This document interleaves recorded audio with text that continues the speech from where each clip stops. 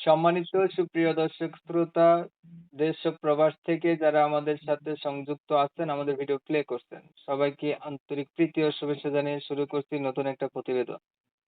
বন্ধুরা, আজকে আমার সাথে একটা সুইট আপু আছে, তার জীবনের গল্প কথাগুলো আপনাদের মাঝে উপস্থাপনা করব। আপনারা অবশ্যই ভিডিওটা কন্টিনিউ করলে বুঝতে পারবেন, ওনার ভিডিওতে আসার কারণ সম্পর্কে জানবেন। তবে রিকোয়েস্ট থাকবে সম্পূর্ণ ভিডিওটা আগে দেখবেন, পরে মতামত কমেন্টে জানাবেন, এর আগে নয়।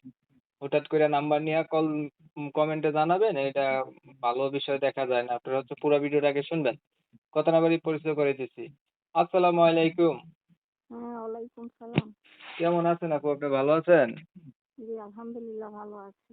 কতটুক ভালো আছেন? হ্যাঁ? কতটুক ভালো আছেন?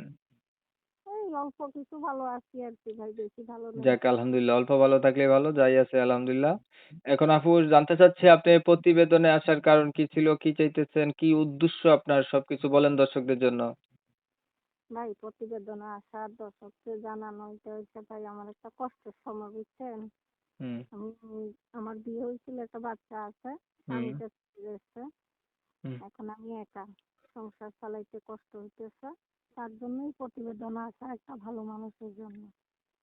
আপনার বিয়ে হইছিল, একটা হুম, বাচ্চা আছে, স্বামীটা হুম, চলে গেছে, এখন আপনি একা। একা। পাইতেছেন একটা মনের মানুষের দেখা। হ্যাঁ, দেখ। আচ্ছা। তো কেমন মানুষের সাথে দেখা করতে চান বলেন? কেমন হইতে হবে মানুষটা? কেমন হতে হবে? ভালো মানুষ হইতে হবে, আদর্শবান মানুষ হইতে হবে। হুম, একদম সারা জীবন পাশে থাকবে এরকম একজন হুম। মানুষ হইতে হবে। আচ্ছা। এখন একটা কথা বলি। এই পৃথিবীর ভিতরে যা কিছু আছে প্রত্যেক ক্রিয়ার বিপ্রতিক্রিয়া আছে। ভালো মন্দ নিয়েই সবকিছু। একচেটিয়া ভালো কোনো কিছুই নাই। এখন বলতে চাচ্ছিলাম এটাই যে জীবনে কখনো কারো লাইফে কেউ পারফেক্ট হয়ে আসে না। মানায় নেওয়ার নামই হচ্ছে জীবন। তাই না? এই এইটা তো ঠিক। আপনার হচ্ছে মানায় নিতে হবে। তো এইটা তো ঠিক। তার আগে এটা বলি, এই যে কথাগুলা বলছেন, বিয়ে হইছিল, বাচ্চা আছে, স্বামী নাই। স্বামী কোথায় গেছে? হুম। স্বামী গেছে কোথায়? নাই বলছেন, কোথায় গেছে? ছাড়াছাড়ি হইছে? ডিভোর্স হইছে? না ফালাই হ্যাঁ, রেখে গেছে? না, ডিভোর্স হয়ে গেছে। যেই কথাগুলা বললেন এই কথাগুলো একদম সত্য না মিথ্যা? বানাই বললেন? না, কেন বানাই বলবো, সত্য এটা। শিওর? শিওর। যদি সত্য হয় তাহলে আপনার প্রতিবেদনে আসাটা ঠিক আছে। একটা কথা হচ্ছে কি বোন, উদ্দেশ্য যদি সৎ হয়, আল্লাহ সহায় হয়। আপনি যদি